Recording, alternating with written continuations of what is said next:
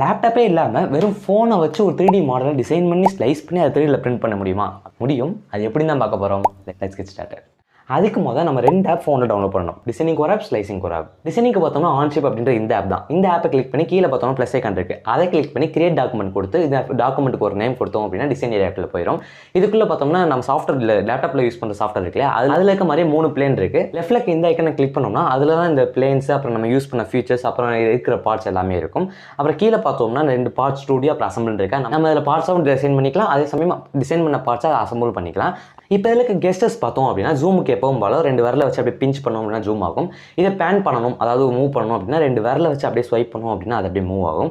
இல்லை ரொட்டேட் பண்ணோம் அப்படின்னா ஒரு விரலை வச்சு அப்படியே ஸ்வைப் பண்ணோம் அப்படின்னா அது ரொட்டேட் ஆகும். மேலே பார்த்தோம்னா ரொட்டேஷன் லாக்னு இருக்கா, அதை கிளிக் பண்ணோம் அப்படின்னா ரொட்டேட் லாக் ஆகாமல் இருக்கும். மொபைலில் டிசைன் பண்ணும்போது ரொம்பவே முக்கியமான விஷயம். இந்த ஆப்பில் லேப்டாப்பில் யூஸ் பண்ணுற டிசைனிங் சாஃப்ட்வேர் இருக்குல்ல, கேட் சாஃப்ட்வேர், அதில் இருக்க முக்கால்வாசி இதுலேயும் இருக்குது. ஸ்கெட்சுக்குள்ளே பார்த்தோம்னா பார்த்தீங்கன்னா தெரியும், எல்லாமே பேசிக் லைன்லேருந்து ரெக்டாங்கிலேருந்து எல்லாமே இருக்குது. அதே மாதிரி நம்ம ஒரு ரெக்டாங்கில் வரைஞ்சிட்டு அப்புறம் ஃபீச்சர்ஸ்குள்ளே பண்ணோம்னா அதுவும் எக்கச்சக்கமாக இருக்குது. இது சாலிட்வொர்க்ஸ் ஃபீஸ் திருஷ்டியில் இல்லாத கூட சில விஷயம் இதுலேயும் இருக்குது. சரி, ரொம்ப வளவலன்னு பேசாமல் டேரக்டாக டிசைனுக்குள்ளே போயிடும். இப்போ சும்மா ஒரு கீச்சனை டிசைன் பண்ணுறதுக்காக ஒரு பிளேனை கிளிக் பண்ணிட்டு மேலே இருக்க ஸ்கெட்ச் ஆப்ஷனுக்குள்ளே போயிட்டு ஒரு சர்க்கிளை கிளிக் பண்ணி ஒரு வட்டத்தை போட்டுட்டு அது டைமென்ஷன் 50 mm அப்படின்னு கொடுத்துட்டேன். இப்போ அது எக்ஸ்ட்ரூட் பண்ணிட்டு மேலே செல் கமாண்ட் 2.5 mm அப்படின்னு செல் கமாண்ட் கொடுத்து செல்லும் கிடைச்சிருச்சா.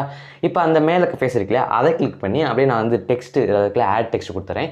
அப்போ வந்து அதில் மேலே மெக்குமார் அப்படின்னு டைப் பண்ணி கரெக்டான இடத்துல அசம்பிள் பண்ணி கரெக்டாக ஸ்கேல், அதாவது சின்னதாக இருக்கனால கொஞ்சம் பெருசுப்படுத்திட்டு கீச்சனால் மேலே சாவி மாட்டுறதுக்கு ஒரு ஹோல் மாதிரி இருக்கும் இல்லையா, அதனால அதுக்கு ஒரு ரெக்டாங்கிள் கிரியேட் பண்ணி அதுக்கு ஒரு சர்க்கிளில் போட்டு மேலே இருக்கிற எக்ஸ்ட்ரா இருக்கலாம் ட்ரிம் பண்ணிட்டு நடுவில் இன்னொரு சர்க்கிளில் போட்டு அப்புறம் எக்ஸ்ட்ரூட் பண்ணிட்டேன் அப்படின்னா நமக்கு கீச்செயின் மாட்டுறதுக்கு ஹோல் கிடச்சிச்சு. இப்போ தேவையான இடத்துல நிறைய இடத்துல ஃபில்லட் அடிச்சோம் அப்படின்னா பார்க்க அழகாக இருக்குமா. இது அப்படியே நம்ம எஸ்டிஎல் ஃபார்மெட் சேவ் பண்ணணும். அதுக்காக கீழே பாஸ் ஸ்டூடியோவில் பார்த்து 3 டாட் இருக்கா, இந்த 3 டாட்டை கிளிக் பண்ணி எக்ஸ்போர்ட் இருக்கும். அதை கிளிக் பண்ணி பேர் கொடுத்துட்டு எஸ்டிஎல் ஃபார்மெட் கொடுத்துரும் அப்படின்னா இது வந்து எக்ஸ்போர்ட் ஆயிரும்.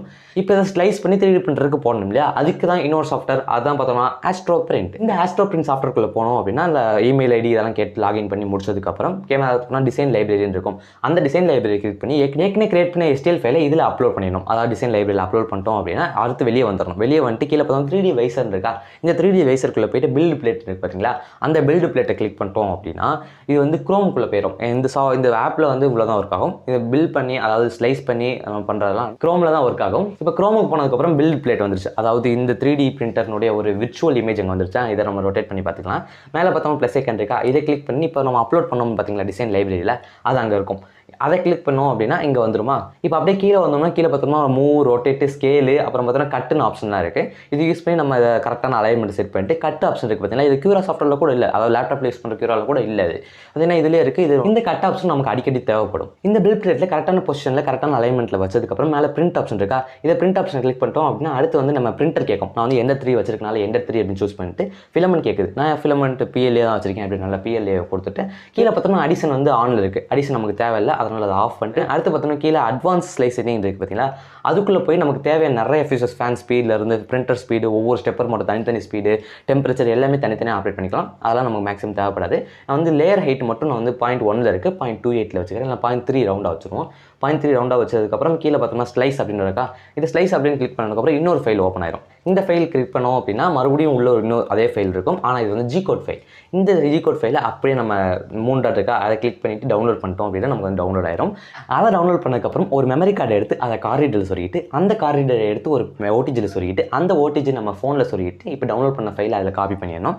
அப்புறம் காப்பி பண்ணதுக்கப்புறம் அந்த மெமரி கார்டை உருவி 3D பிரிண்டரில் போட்டு 3D பிரிண்டரில் போய் அந்த செட்டிங்ஸ் ஆன் பண்ணி நமக்கு தேவையான அந்த ஃபைலை கிளிக் பண்ணி பிரிண்ட் கொடுத்துருவோம் அப்படின்னா அது பிரிண்ட் ஆகி வந்துருமா. பிரிண்ட் ஆனதுக்கப்புறம் அதை அப்படியே எடுத்துகிட்டு வந்துட்டேன். பார்த்தீங்கன்னா தெரியும், நல்லாவே இருக்குது. ஆனால் உள்ளே இருக்க எந்த லெட்டர்ஸுமே தெரில. ஏன்னா அது ரொம்பவே சின்னதாக இருக்குது அப்படின்றதுனால, லெட்டர்ஸ்லாம் இன்னுமே ரொம்ப சின்னதாக இருக்குது அப்படின்றனால இது 3D பிரிண்டரில் அந்தளவுக்கு அக்யூரேசி நம்மளால் பிரிண்ட் பண்ண முடியல. ஸோ அதனால் இதை அப்படியே ஸ்கேல் பண்ணிவிட்டு கொஞ்சம் அப்படியே ஸ்கேல் பண்ணிவிட்டு அதை மறுபடியும் 3D பிரிண்டரில் போட்டு 3Dயில் பிரிண்ட் பண்ணி எடுத்துகிட்டு வந்துடுறேன்.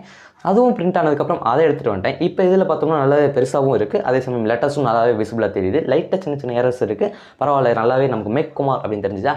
இது இப்போ இதில் சாவியை மாட்டிட்டு அதை அப்படியே ஹேங்கரில் தொங்க விட்ட வேண்டியதான், வேறு என்ன வேலை. இப்போ டவுன்லோட் பண்ண ஜிகோட் ஃபைல் இருக்குல்ல, அதை அப்படி ப்ளீஸ் டோன்ட்